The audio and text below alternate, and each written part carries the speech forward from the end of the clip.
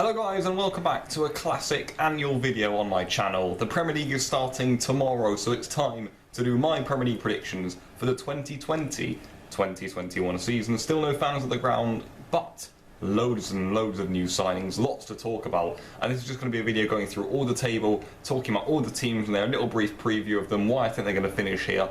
And hey, you know, we all know about these predictions, they're super tough to do. We're all just here trying to give our best, you know, predictions of what's going to happen. Maybe I've played it a little bit safe in some areas where, you know, that's probably not going to happen. There's usually more upsets than there are, but there'll also be ones that people certainly disagree with that I've put in quite high or low positions depending on what you guys think. So there's loads going on. It'll be a really interesting video and I'm excited to get straight into it. So I'm going to shuffle over, the table will pop up to one side of me and then we can get going with these predictions. So here is the table, guys, as you can see to my right hand side. I think over here it's going to pop up. And then of course it'll be, well, wherever it is on your guys' screens. But basically we're going to start from the bottom, going up to the top. We're going to start at 20th here, and I've put West Bromwich Albion. Maybe a little bit harsh, maybe it is, but I have to put someone bottom, and I put Sheffield bottom last year, so that probably means I'm going to get this horribly wrong. I think people always pick, you know, the weakest looking or the least Premier League prepared side, and I think that's West Brom right now. They have a load of time to make signings, of course, but whenever I watch them towards the end of their season, they just looked poor, not good enough. So I know they had a little bit of a weird run, as did most teams going in towards the final games of the Championship, but if I have to put someone bottom, which I do, I have to put West Brom. I don't know if their squad's strong enough. I can see teams walking over them a lot of the time. You know, is there enough in there to actually win football matches in the Premier League? That's what you've got to consider, I suppose, and I'm going to put West Brom bottom. Moving up into 19th, I've gone with Fulham here, guys. Maybe a little bit harsh again. They did get relegated last time they were in the Prem, but they are making some good signings, and they're about to get Ole. You know, they've got Tete in, they've got Areola in goal. These are bright signings, but it's always interesting. When you see a signing in the transfer market, don't just be deceived into thinking, oh, there they go up to the top, because I've certainly done that in the past. I've tried to give a level-headed opinion now of what's actually going to happen by the end of the 38 games, not just what I look excited by. I put Fulham 13th after they made a lot of good signings. They finished, what, 20th or 19th in the end, in the other season in the Premier League, so Fulham I'm going to put 19th. I don't know if they're good enough to stay in the Premier League. I do like Scott Parker as manager, to be fair. But again, it's similar to West Brom. Is there enough quality? Are they, you know, going to keep going over the 38 games? I don't know. I don't know if I can see a season where West Brom and Fulham stay up. So I think I'll probably get at least one of those right in the bottom three. And the final relegation spot for me has gone to Aston Villa. Maybe controversially. I think I've seen a lot of people keep these guys up this season. But I think they were super lucky last season. Yes, they brought in players. Ollie Watkins could be a massive signing for them. But it's just, again, keeping the level head. Can Villa really stay up? I think this time they're not going to be able to get away with it, and I think they're going to go back down. I think that Dean Smith isn't really the best manager in the world, maybe quite harsh.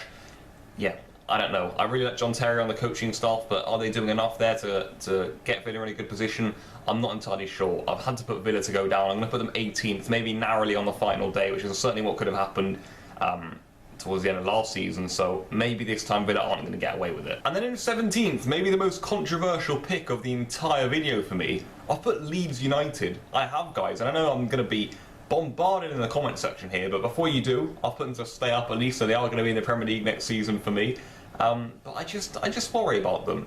I think there's been a lot of, you know, jokes about them coming straight back down. They haven't been in the Premier for a lot of years now, certainly not in my lifetime. And yes, they're making really, really good signings. They're spending a lot of money too. You know, look at Rodrigo up front. That's odd. You know, Rodrigo was linked with Barcelona last January, and now he's going to Leeds United. So that says it all. They're certainly making strides in the transfer market. It's just whether, again, you know, forget the transfers. Once the team actually plays together, is it going to gel? Does Bielsa have enough? They played some really nice stuff last season whenever I got to watch Leeds, which wasn't a lot, to be fair, but I thought they were quite a good side and obviously deservedly won the league. I've put them 17th. That keeps them in the Prem. I think maybe they'll just get away with it. They may be a little bit underperforming, actually, considering how many good players they're going to be bringing in. Moving up to 16th now, I've put Crystal Palace. A lot of people have put them to actually go down or, you know, finish very low indeed, maybe 17th. I'll put them 16th. I kind of agree. But I think once they bring back Chuai in, which they have done now, I think it's a good signing. I think Roy Hodgson's going to keep them up. I think maybe they could have quite a weak end to the season, but I decided to keep Palace in the Premier League. I think they've got enough in their side, I really do. You know, you've still got Gary Cahill there, still got some experienced heads. I don't think they'll finish in the bottom three, that's all I'm going to say. I don't think they're going to have the most amazing season, but I think they're going to finish around 15th, 16th, maybe 14th to be fair, but we've had to put them in one spot. I've put them 16th. I think Palace will finish just about there. And in 15th, I've gone for Newcastle, guys. It's a bit of a classic. I always seem to put them there.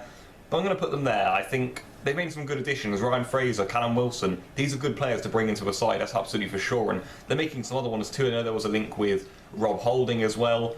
And there was someone else who I can't remember now. But either way, they've got quite a good front three. And you look at St. Maximin added to that. It's a really, really dangerous team. So I think, again, there could be disappointment for the Newcastle fans in the way that, look, we're Newcastle, we're just finishing 15th, 13th, you know, those sorts of positions in the Premier League every season. But I think that's where they're going to finish about this season. I always seem to put Newcastle 15th. I don't know why.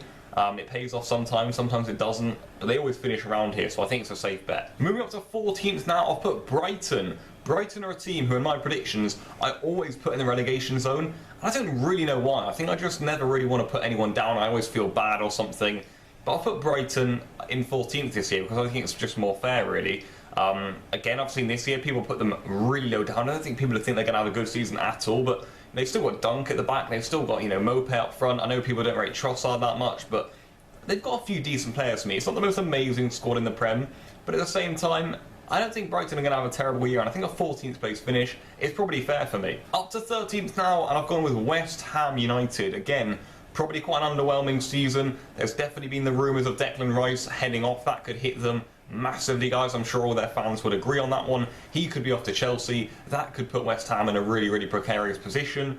But apart from Declan Rice leaving, there just seems to be a bit of drama going on at the club right now, and I saw Spencer talking about it the other day in his video and his Premier League predictions. He thinks West Ham are going to have quite a turbulent season, so I would be inclined to agree. I've put them 13th. I think they've just got a lot of quality in the squad that would, you know, pump them up. It wins the matches for me, so that's why I'm going to be keeping them a little bit higher up than some of the other sides. 13th for West Ham, again, similar to Newcastle. These are the teams they want to be pushing way further up the table, but they have to settle for that for now, I suppose. And West Ham 13th, that's where I'm going to put them.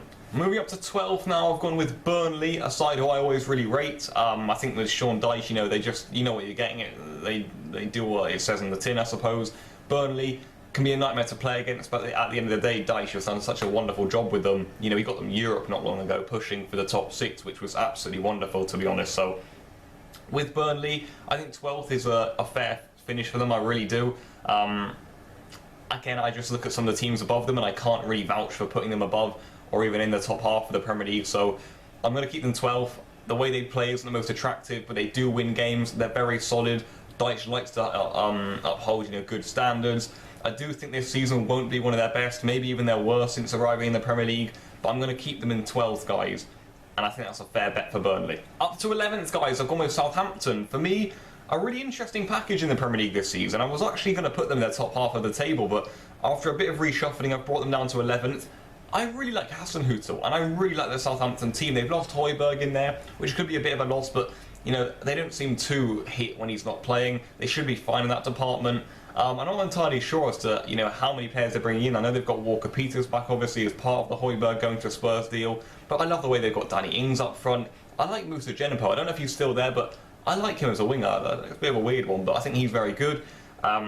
You also look at, you know, Che Adams, who was much better towards the end of last season. Classic players in there like Armstrong. Then at the back you got people like was it Stevens? Yeah, and also, you know, I know Vestergaard doesn't play that much, but I think he's solid when he gets in there. And I like the way the Southampton team sets up. I really do. I think all over the park they've actually just got quite a decent team. Ryan Bertrand, Ward-Prowse, solid players. Solid players enough to get them an 11th spot finish, and people have put them even higher this season. I like the manager, I like the team, and I think Southampton are going to be in for a really solid season. In 10th position, I've gone with Sheffield United. I was going to probably put them a little bit lower, but I'm going to put them above Southampton and in 10th because I think they've made some really decent signings. The manager's quality, Chris Wilder, really good work ethic, and that's always important to keep the team going through the season. And Sheffield United probably would have been disappointed in the end. They didn't get Europe, so that tells you how well they've done. Brilliant achievements from them. And at the end of the day, they've got to be buzzing with their first season in the Premier League. They were brilliant, Sheffield. They really were. And I know playing against them as a Chelsea fan, we had some really horrible days against them. So honestly, Sheffield United were brilliant last season. They'll be hoping to carry that on. They've brought some good players in. I know that Burke's come in. I know Ampadu's come in on loan. He could be vital for them, Ethan Ampadu. I've gone for 10th Sheffield United. I really like them as a side, and I think they can get that. Into 9th then, and I've gone with Everton, guys. Have I fallen into the classic Everton trap of seeing them spend, you know, 100, 200 million every summer? and then thinking they've got to finish in the top half or they've got to have a good season. Have I gone and done that again, guys? Well, maybe I have, but I just can't put Everton in the bottom half of the Premier League table when they're bringing in Allen, James Rodriguez and Doucouré in their space for a week. I just can't do it. I can't vouch for it. Again, I've kept them, in a respectable position because I think it's fair that they don't get into the top 8. But if they do, you couldn't say people would bat too much of an eyelid. They've got a really, really great squad. They've got a brilliant manager in Ancelotti. Everton I've put 9th. I think it's fair for them. I can certainly see them finishing above Leicester. But I'm going to keep them in 9th, guys. Just because, I'll put Leicester in 8th, as I'll show you guys in a minute. But just with Everton, it's like I say, the trap. I always think I see all these signings and I think they've got to finish there, but they never do. So I'm going to keep them in 9th. And like I mentioned, guys, Leicester are going to be in 8th position for me. Could be a little bit weaker. No Chilwell this season. They're still going to be keeping Ndidi, though. Still going to be keeping Vardy. Of course, I think Johnny Evans still going to be with them at the back. I know he had a bit of a bad season and towards the end of it, and Leicester were terrible after the restart, let's be honest with ourselves. But again, Schmeichel's still going to be in goal, and it's still a good side. I know they've brought in Castagne. I think they're bringing in a few other players too over the next few days. I know they've been looking at Luka Jovic up front. That could be a super interesting deal, but for Leicester, 8th position would be really respectable. Not the heights of, the fact they nearly got Champions League football last season, but 8th for Leicester would be solid. And into 7th position now, the typical position which is just the one outside of the top 6, guys. And well, as we saw last season, the top 6 doesn't even really work like that anymore. We saw Arsenal finish outside of that last year. We saw Tottenham scrambling around 7th and 8th spots for a lot of the season. So, again, a big surprise that could happen. But I've kept the top 6 as they are, with the big 6, and I've put Wolves in 7th. Again, I think they've made some really good additions. If they can keep hold of Raul Jimenez, that would be great for them. They've brought in Marçal. An issue for them would be, for me, is that they've lost Doherty, and I don't know why they let him go for so cheap, or why they even let him go full stop. But the fact of the matter is that Doherty is no longer a Wolves player. He's at Tottenham, and that could be a bit of a hit for them. But at the end of the day, they've still got a great team. Can they get hold of Maitland-Niles? Probably not. But hey, Wolves, they're looking alright, and I think that they're going to be able to get 7th again. Up into the top 6 now, and the person or the team that I've put in 6th is Tottenham. I've put them in 6th. I can't really see them finishing 6th, if I'm being honest. I can see them finishing higher. Mourinho wins them more points now. They've got a really solid squad, but I have to put someone there, and I think that maybe out of the top 6, they're the weaker right now, perhaps. I think by the end of the window, Arsenal are going to have Partey and maybe even Aouar as well. So I think for me, that probably tips the iceberg in that department at least. But for Spurs, I think they're better now. Not in terms of playing wise, they can be quite dull sometimes, a little amount of possession. But with Mourinho, they win more points. You saw the push for Europa League at the end of last season. They were winning matches. They just wouldn't have won under Pochettino. It's as simple as that. And I think with a solid base they've got, bringing Doherty in, bringing Højbjerg in, they're not amazing players, but they are solid little players to come in and fill little gaps in the squad. So those could be great additions for them. And then you also look further up the pitch, they're looking to bring in a sole striker, maybe a Milik, to help Harry Kane up there. And at the end of the day, I think we forget that Tottenham have a wonderful squad. It's maybe been covered up by poor performances in recent seasons, but the team is very, very good, and they'd certainly be expecting to be pushing for the Champions League next season. I just think with a massive schedule they've got, maybe with not, the squad as compared to the big 6 this year, or the big 5 or whatever, the players of the teams above them maybe have even better squads. The Premier League for me is super competitive this season, so I'll put them in 6th. And in 5th I've put Arsenal. Again, Arsenal are a team who I just can't see really not getting Champions League, but again, I say that every year and they haven't done it for the last 4 seasons. So I'm going to put them in 5th and outside of the Champions League. Again, they're going into the season with a very good squad, but this year I think that it's maybe not as good as the squads above them. Chelsea have massively strengthened. United for me are a little bit better than them too. You've got Liverpool, Man City, who you can't really putting Arsenal ahead of. And I think by the end of the window, Arsenal will have one heck of a team. I think Partey or Aouar will come in, and to be honest, probably both, the way they work. So I think that's why Arsenal will be unbelievably strong in the window. That's what I will say on that one. So I can see them having a good finish. 5th for me maybe would be a disappointment for them, but with a long Europa League run, probably a Europa League trophy, 5th and that would be, again, another great season for Arteta. He wins them points. It's a new little back 3 setup. Not the most attractive, again, similar to Mourinho's Tottenham, but it does do the job.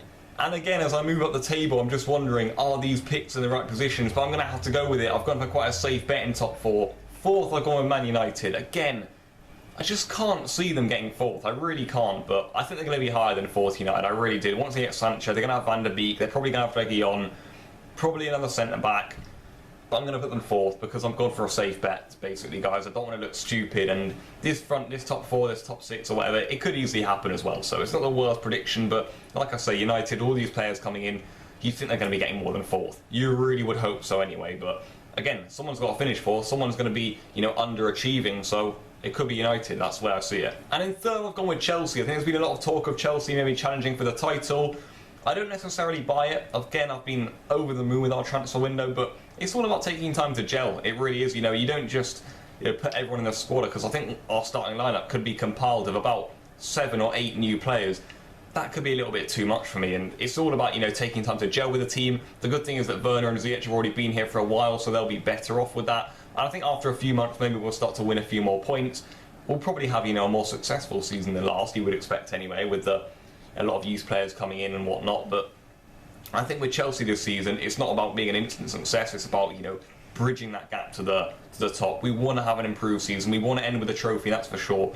I don't think it's going to be the Premier League one, but I want to see improvement from Lampard's side. I really do. I think a lot of the pressure was off last season, not for him, but just for me as a fan. I think I could let us finish outside the Champions League. He got us Champions League, which I still don't know really how that happened, but it did. And Chelsea now have a great chance to push on, and I've put them in 3rd. And up into the 2nd and 1st positions now. I've maybe gone for a cheap cop-out because I can't really see this being the front 2 again. I think either Chelsea, United or Arsenal will sneak in there. But I've gone for Liverpool in 2nd. And I don't think they're as strong as City. And I think Liverpool can actually have quite a weak season. Are they going to lose a few players? Is Wijnaldum going to go? He's a bit of a crucial cog in the team. But I just think they're recycling the same system, the same players, week in, week out, for a few years on roll now. And that can be draining. It really can. As a Barcelona fan, I know it can still give you success, but only to an extent. You've got to renew that team a little bit. And I don't really know what goes on with the Liverpool transfer policy. If they get Thiago, for me the season transforms. This is one of the best midfielders, maybe top 3 in Europe right now. This is Thiago Alcantara, who's one heck of a player. If he goes to Liverpool, I could see them winning the league, but I'm going to put them 2nd, and 1st I'm going to put Manchester City. I certainly would have put City 1st if they had Koulibaly. I mean, not Koulibaly, Messi, but they are going to be getting Koulibaly instead, or not instead, but they probably would have got both, let's be honest, with the way they work with money. But again, they brought Ferran Torres in, they brought Nathan Ake in, they're going to be bringing Koulibaly in. City again, spending a lot of money in the market without selling anyone, which is up to debate always and does irritate me just a little bit, but that's one on football, guys. And City, they've got a great project behind them. They've got Guardiola as the manager. They've got one heck of a team. They should not be finishing as low as they did last season. I know it was 2nd, but that many points behind Liverpool, you'd expect them to bridge that gap. I back them to win it. I'm not entirely convinced of the way they defend and what's going on with City right now. They feel just a little bit lacklustre. They've got to start strongly and say they get one defeat in the Premier League, not just fall apart, which means what happened last season. They got one defeat, saw Liverpool winning a lot and just thought, well, the Prem's done then. And by the end of the season, guys, City were just 20 points behind Liverpool. But I've put them 1st for next season. Hey, there you go, guys. Those are my predictions, as you guys can see. I've put City 1st, I've put West Brom, Villa and Fulham to go down, Chelsea, United and Liverpool to join City in the Champions League.